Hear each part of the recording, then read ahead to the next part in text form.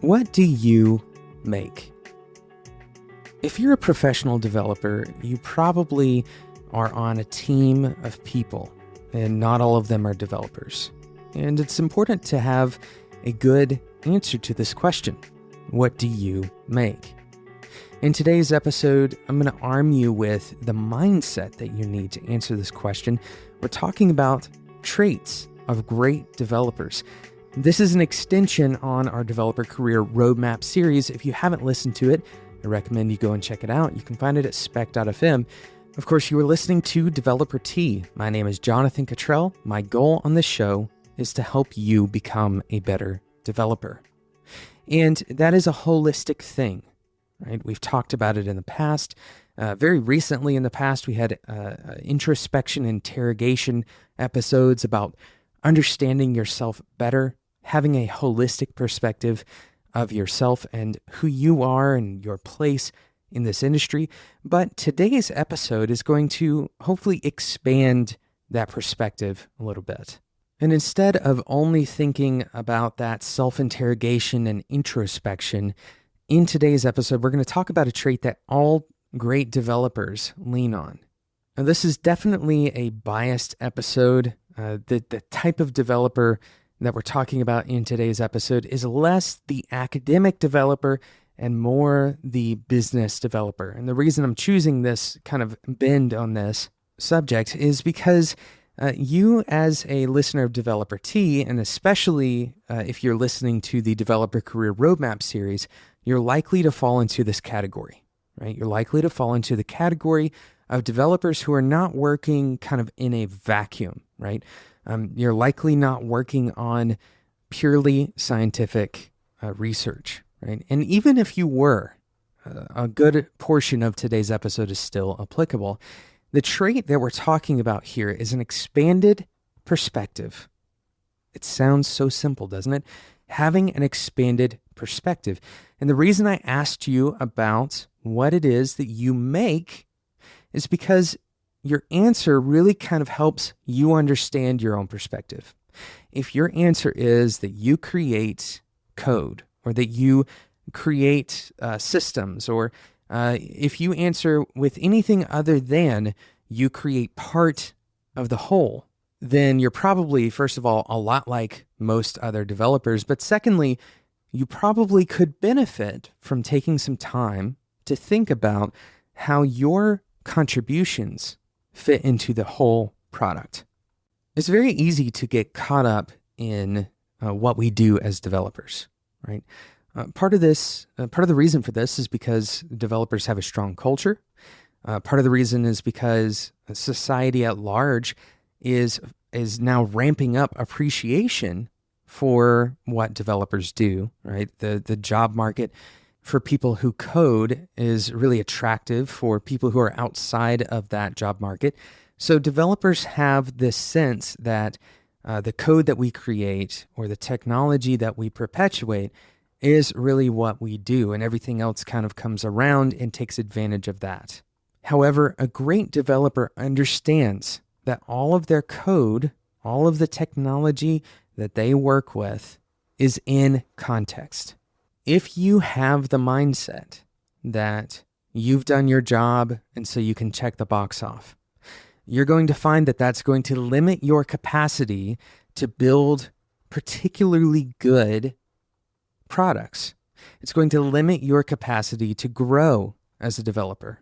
Some of the signs that you'll notice for developers who kind of suffer from this limited perspective is following best practices dogmatically, following them without understanding why they're following them. And very often, this kind of position for a developer ends up breeding resentment for their coworkers, because so much of what we do as developers is viewed as cost in a typical scenario. In other words, if you are practicing a particular best practice that extends the amount of time that you need to make a particular feature, right? The upfront investment is extended.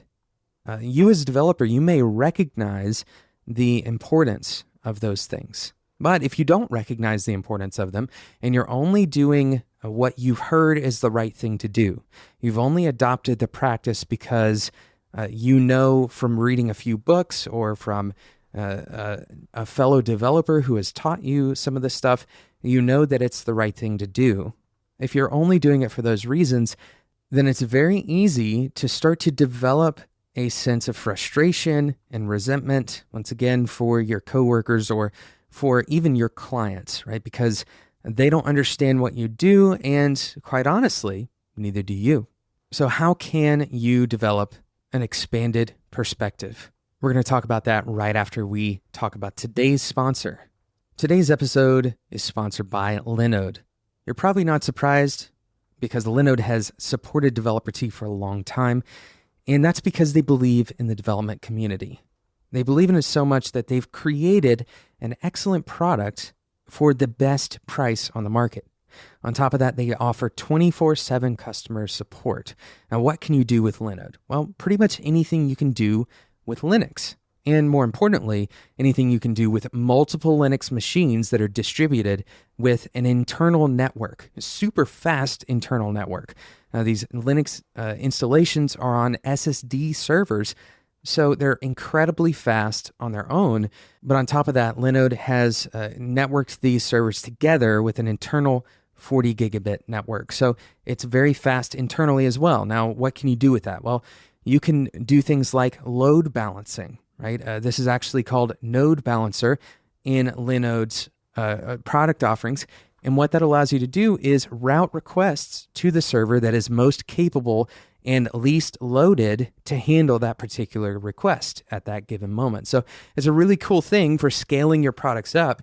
But here's the thing. If you're just a brand new developer, maybe you're in a boot camp or maybe you just started college in your CS degree, you can get started on Linode for $5 a month. That's a gigabyte worth of RAM on your server, $5 a month. That's cheaper than going to the movies just once. And that gives you a month on a Linode server. Go and check out what Linode has to offer. On top of this, Linode's providing you with $20 worth of credit just for being a Developer Tea listener. You can use the code DeveloperT 2017 at checkout to get that $20 worth of credit. That's 4 months worth of a free server. You can try it out, and if you don't like it, they have a 7-day money-back guarantee as well. spec.fm/Linode. Thank you again to Linode for sponsoring today's episode. So how can you develop an expanded perspective? Well, here's an exercise that I want you to do. There's actually a couple of exercises that I want you to do. The first thing I want you to do, I want you to write down 3 or 4 applications or services that you use yourself, that you really appreciate using. Now, these should be consumer level applications. They can be developer tools, but I don't want you to think about, APIs or anything like that. Instead, I want you to focus on things that are services that you use. And I want you to write down a list of the things that make you appreciate those services or tools. What you're going to realize, unless you write down a contrived list, is that most of the things that you list have very little to do with the technical decisions of the development team behind that product. Now, this can help you to begin to kind of internalize that concept that the value that you perceive as a customer is only kind of in the background determined by those developers. Now, if you perceive, for example, that you like how fast something is, then that's heavily related to the technological decisions that the developers made, most likely. But the process that the developers used to optimize that product is less important to you. What you care about, most likely, is stability, performance. These are things that the typical developer would care about in a product, and those things are affected only by what is shipped in the end. So, what this allows you to do is start connecting those best practices that you have ingrained in your mind, whether it's from a book or from another developer or a professor or a podcast like this one, taking those best practices and connecting them to a final value output. Whether that means that the product is more stable because you've written tests for that product, or it's delivered more quickly because you work for a company that does iterative development. Having the perspective of connecting every action that you take to an output of value. That is what a great developer does. That's the perspective that can allow you to expand your the practice that you have, right? The various best practices that you want to perpetuate, to give them a solid foundation and reasoning for why they matter. The next exercise that I want you to perform is I want you to meet with the non-developers on your team. Preferably, doing this in a one-on-one scenario allows you to learn a little bit more about that person, but the focus of these meetings should be understanding what that person does.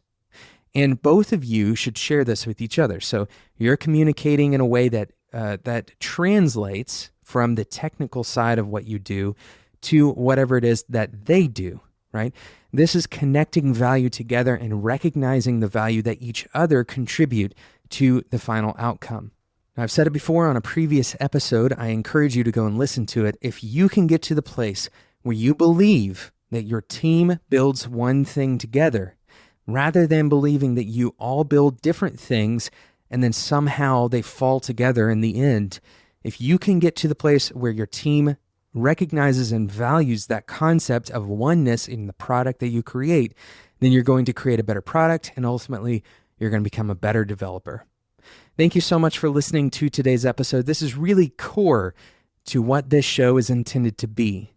Developing these perspectives, this is the way you become a better developer. It's not just about practicing code. It's about thinking. It's about changing the way that you think, elevating yourself above average. The average developer has a self-centered perspective. The average developer cares more about tech than they do about their team. The average developer doesn't want to meet with other people on their team because they feel like it's a waste of time. Don't be that average developer. Elevate above that. Thank you so much for listening to today's episode of Developer Tea. Thank you, of course, to Linode for sponsoring today's episode. Linode helps developers like you start creating things that are available online. Not just online, but through network connections. So it's not just about building websites.